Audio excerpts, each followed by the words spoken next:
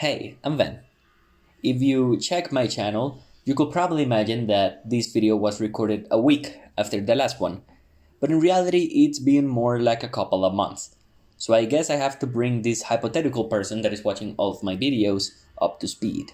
Basically, when I recorded my last video, I was just starting to take antidepressants. I'm taking Paxil, which is the name of this video, so you know what I'll be talking about. But when I started taking them, I couldn't really feel the full effect because the thing about SSRIs or selective serotonin reuptake inhibitors, the thing about them is that they don't really take effect. Generally speaking, they don't really start taking full effect until after like a month. You can start feeling the effects like 2 weeks in, but you cannot really feel the full extent of the antidepressant until like a month in, at least, which makes it very difficult for some people. When I talked to my psychiatrist about it, we had a conversation about how rough it could potentially be.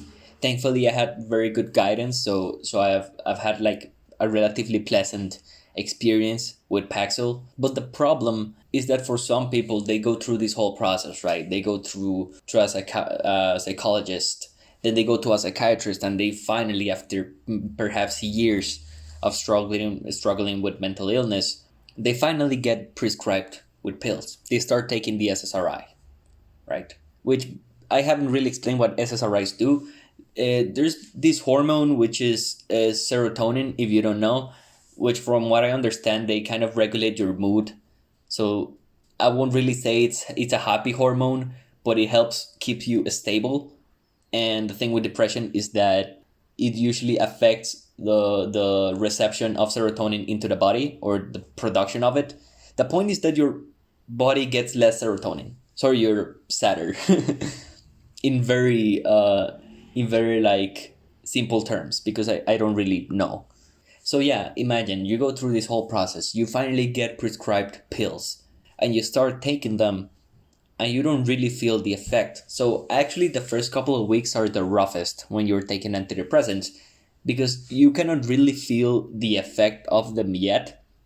So there's kind of a psychological factor in which some people think like, fuck dude, I've gone through this whole process and I'm not getting better, right? I'm not getting better. So they feel that somehow not even the best help they could get, saved them or made it better.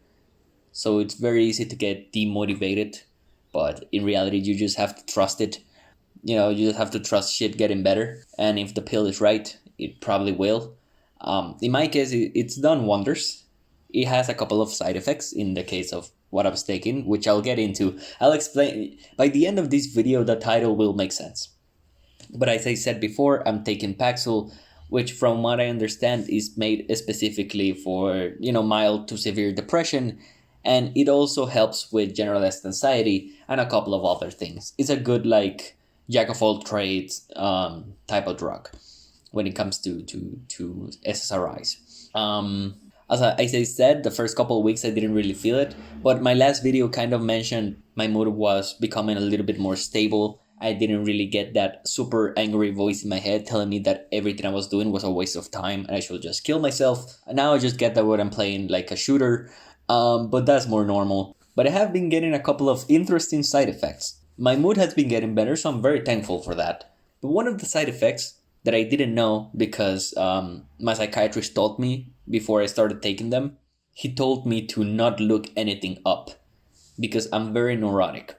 So if I look shit up, I will kind of psych myself, and if I get side effects, I will make them worse, or I could even psych myself into feeling certain effects. So it's not a good idea for me to know, right? Because I will almost look for them. So I went into Paxil completely blind. So something that I noticed is that I've never been like a sort of person that dreams a lot.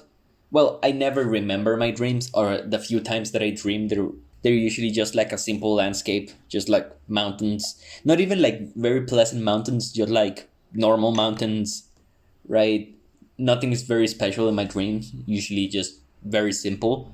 But dude, the fully fledged plots I've started to dream since taking SSRIs. It's insane, bro. I had... It's weird because now it's a narrative. I went from having very simple dreams to having like dreams with characters, like a very fucking different world. I remember one of my dreams that was like full sci-fi. Another ones which was like a post-apocalyptic world with very fucking different characters, and you have like a semi-cohesive plot considering that it was still a dream. So it's been a trip, right? Now I wake up and sometimes I wake up tired just from the fucking just from the fucking dreams I've started to have. I don't know if you get this, but when I go to the cinema and I watch a movie, you kind of have to walk. Of course, you exit the movie theater. I don't know if you get this, but I always feel kind of like tired, like fatigued, in a sort of weird way. Like my mind is fatigued. Of course, I had a good time, but I just feel different. I just feel weird and a certain sort of fatigue that I don't feel anywhere else. I don't know if you get that, but just understand that that is what I get when I watch a film in a cinema. And I started getting the same thing when I wake up. Just like I wake up, I'm like, damn, dude, I just went through an experience, bro. So yeah, it's been truly something. It doesn't really bother me though. I say that I wake up like that, but it doesn't really affect my sleep quality, which is important. So that's one of the milder side effects. You can also get other side effects when taking Paxil. I was lucky enough to not get them, but I was an idiot and I have a lot of trouble with discipline. But one of the bad side effects that I did get, and it was all on me, was when I forgot to take them. I started taking them like I have to take them every day, but I missed like every other day. There was a week in which I think I missed like 2 or 3 doses. And bro, the with Paxil is a great antidepressant from my experience. My psychiatrist, the dude knows what he's talking about. I trust his judgment. It is a good pill. But withdrawal is kind of rough. I was looking more into it. I did some research, and I'm going to use the term that other people use because it's the best way to explain it. But if you stop taking Paxil, you get this thing that people normally call brain saps, which I don't know.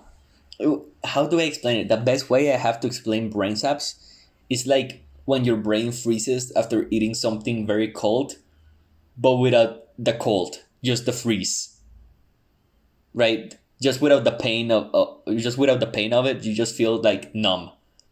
You're like weirdly numb and uncomfortable. So that's the best way I have to imagine to explain it. It's just like when your brain freezes, but there is no like cold. It's just like the weird sap of feeling your brain. Like, whoa, that's weird. So I remember when I started feeling it, I was kind of out of it. I was just like, whoa, what is going on? I walked around, and if I like turned very quickly, I didn't feel like nauseous or anything, but I felt out of place. I felt super weird. It was almost like being drunk. When I turned around, my sense of orientation was kind of weird again, and it was okay, like occasional brain saps, very uncomfortable. But again, it was on me. I beat myself up, figuratively. Of course, I rectified, and I started taking them again, and the brain saps went away. So yeah, if you're taking antidepressants, I mean, this is pretty obvious, but I guess the sort of message this weird story gives is that be careful with the withdrawal of anything, especially with antidepressants, right? It's a pill that's supposed to make you better, but at the end of the day, they're a drug, and every single antidepressant has different side effects and different possible withdrawal symptoms. So always be mindful of what you're taking, or be like me and just trust your psychiatrist to give you good shit. But yeah, I think that's all that I wanted to say today. I just wanted to talk more about my, now my full experience with antidepressants, which, they help me get better, right? My mood is better. I can record this and not feel like shit. I feel, like I have a better mood right now. I don't know if it really comes through my recordings. But the thing that I will mention with antidepressants is that they're not a happy pill, right? They take that angry voice away, but it's not like my problems disappear and I'm ultra happy. I don't like people idealizing pills. They are not a happy pill. They will not solve all of your problems. They help. They're a necessary help, but usually that help comes with something else like therapy or some sort of external thing that helps you get better. Pills help you with the physical aspect of your depression, but you still kind of need external help, whether it is, therapy or friends. So I don't fucking know.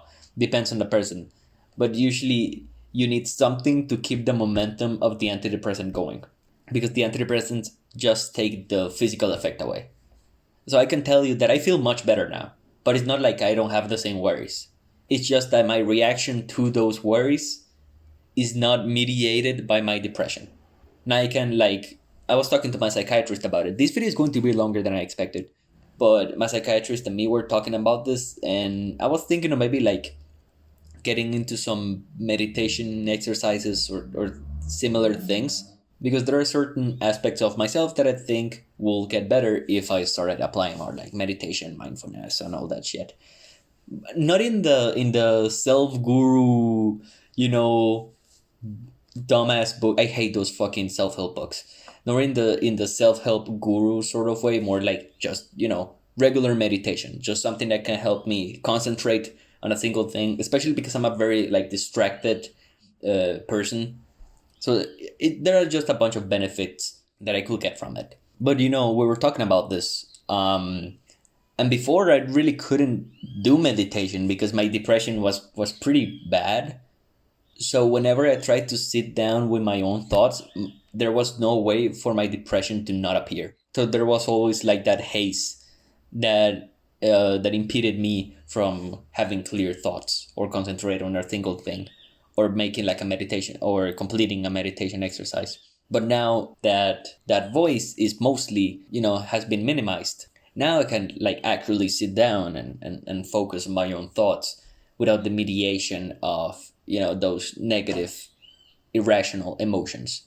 If someone else is watching this and going through this, just understand that depending on your point of the process, certain things will be enabled as you get better, right? Because of course you read in books and you read in from people of course meditate, this and this is good, but maybe you're not in the point of the process in which you can do that.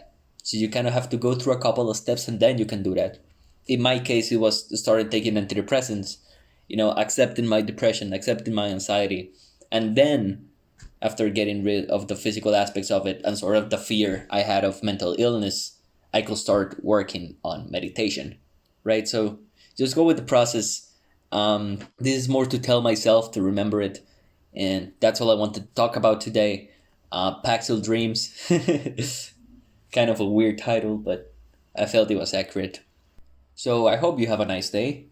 I certainly will try to have a nice day, and so far it's been going pretty good.